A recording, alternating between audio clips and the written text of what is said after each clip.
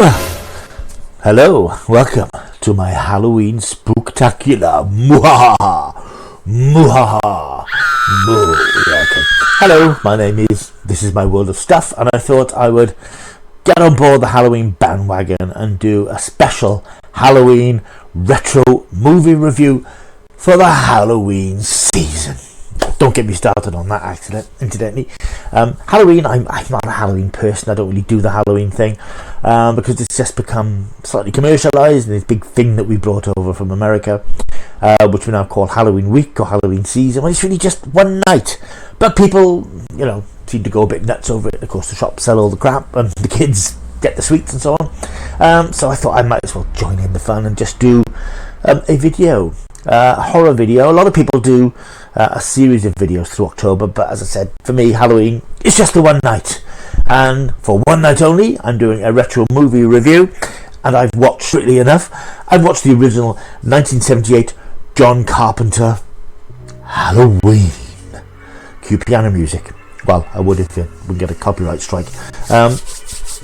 Yes, Halloween 1978, directed by John Carpenter, is the film that I suppose started the slasher movie genre as we know it today. It was quickly followed by its own sequel, and Jason and Freddy and all these other modern slasher horror movie phenomena. Now, I'll put my cards on the table. I'm not a big fan of slasher movies. I find them a bit predictable. I find them a bit unpleasant, to be honest. I'm not a Puritan. I'm not, wagging a disapproving finger, but I think the idea of films where people are just slashed and stabbed and, their bodies ripped open, I just find that a bit... I don't mind fantasy, extreme fantasy violence, I can put up with all that sort of stuff. But when it comes to people being stabbed, there's something about the idea of somebody being stabbed in the stomach by a knife, and that physicality of it.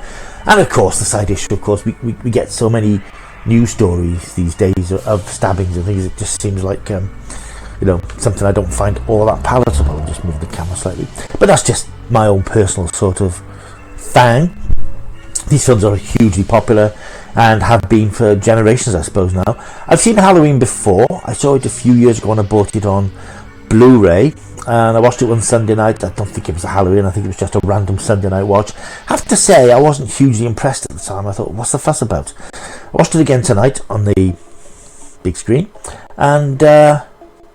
yes, okay, I quite enjoyed it. In fact, I enjoyed it a lot because I was sort of impressed by the simplicity of it, and I was impressed by the fact that it wasn't, a bloodbath.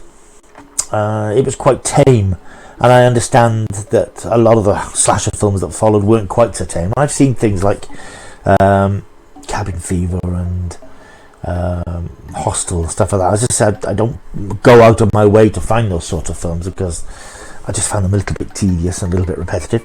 But this was actually very nicely done because it was a bit more tasteful, if you can describe it as tasteful. It didn't ladle on the gore. It was about creating tension and atmosphere and chills and scares without resorting to gouts of blood pumping everywhere and people screaming and really horrible murder scenes. It was quite sort of discreet from that point of view, and that's, I think, the genius of John Carpenter making this film. I think, as I said, it was the early days of this sort of genre, and I think that he was sort of trying to do something new in the horror world, because horror at this time was still, I suppose, we weren't that far off the Hammer horror films. And we'd had The Exorcist, of course, in 1973, and I put my hands up here. I've never seen The Exorcist. I've got it on physical media, but I've just never watched it, which surprises a lot of people. And that is something that I do intend to put right at some points, because I know it's a classic, not to everyone's taste. But I think the horror was sort of in a bit of a low point at this stage. It was sort of a bit wandering and a bit aimless, and this gave it a fresh impetus of energy. Whether you think that was a good thing long term, I'm not entirely sure, but I think that this certainly kicks things off very well and is not just a good horror film, but it's a good thriller film. There's shades of Hitchcock with Psycho and stuff like that. I felt in this, it wasn't just murder for murder's sake. It was sort of trying to tell a story with style. You know the story, you'll have seen it, I'm sure, but it's the story of Michael Myers, who in October 1963, as a 5 or 6 year old, committed atrocity in his hometown of Haddonfield, and slaughters his babysitter. He's immediately consigned to a mental institution where he stays for many years. He's being visited on October the 30th, 15 years later, 1978, by Dr. Sam Loomis, played by the brilliant Donald Pleasance. But unfortunately, before he can get there, young Michael has managed to escape from captivity. He steals Loomis's car and disappears into the night. Loomis realises, not unreasonably, that Michael is heading back to Haddonfield to carry on where he left off, if you like. And in Haddonfield, it's Halloween now, we meet up with a cast of characters, mainly Jamie Lee Curtis's Laurie Strode, who's a bit of a legend now, I suppose, in slasher films, because she's back in the new Halloween films, which have been released in the last few years. But here she's a sort of high school girl who's babysitting, and it's that typical sort of teen thing of these slightly horny teenagers going on dates, and that sort of thing that you get in sort of high schooly things, and it just descends into fairly mild slaughter. Michael arrives back in Haddonfield, and there's some quite creepy scenes of him cruising around the streets in the stolen car, watching from a distance Laurie and her friends as they go about their business, before he eventually during the night sets off on his reign of terror. I really enjoyed it. I must admit, I really enjoyed it. I think because it wasn't as gory as I thought it, because I just tire of gore and I find it a bit bleh, really. But I think it was very well directed. Obviously, John Carpenter co-wrote it with Deborah Hill. It's a nice, tight, simple story. It's not very complicated. It's basically mad murdering psychopath escapes, goes back to the scene of his original crime and kills again. But it's done with a real sense of tension and escalating fear, and the scenes of him, Michael Myers, watching people out in the streets and in the gardens, looking up at people creeping up, and there's some very nice scenes where he just appears in the background, and it really, I can imagine an audience sort of jumping and screaming watching that. And it has a sort of,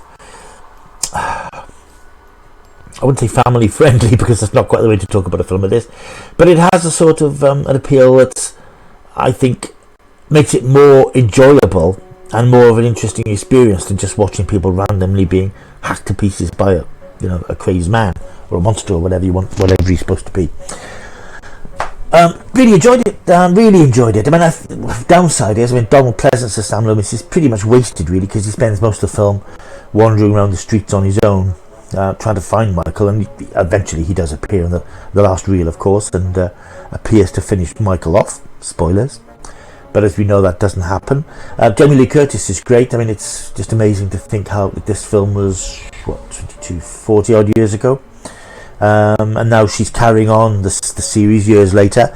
And I must admit, I am tempted to carry on watching. I know that the films decline in quality, but Halloween 2 I'm interested in watching, because it does carry on the story from where the first one left off. I understand that some of the others in the series aren't quite as good, but and maybe the new ones as well, because that revisits Laurie as she is now years later, and I think these are the last two are the spiritual accepted sequels to Halloween and Halloween 2. So maybe I will carry on the story and find out what happens next. But all in all, as a Halloween film experience for the Halloween season, and I'm looking at the wrong place, I know that, I enjoyed it. It was nice to watch. The music is brilliant. I mean, it's that classic, very simple piano motif of John Carpenter's, but that really adds to the sense of creepiness and dread. A really good film. If you're a horror fan, you'll know it's a classic. If you're not a horror fan, don't be too put off by the thought of it, because it's not quite as horrifying as you might think it is, or certainly not as violent as you think it is. But I appreciate it much more this time than I did the last time I watched it. I got it, I think. I think I watched it the first time and thought, is that all this is? Is this really, there's not a lot to it. And although it's been years since I've watched it, I think I'd forgotten a lot about it. And I now appreciated that sort of stripped back nature of the story, and the simplistic nature of the story, and the fact that, as they say, it is what it is.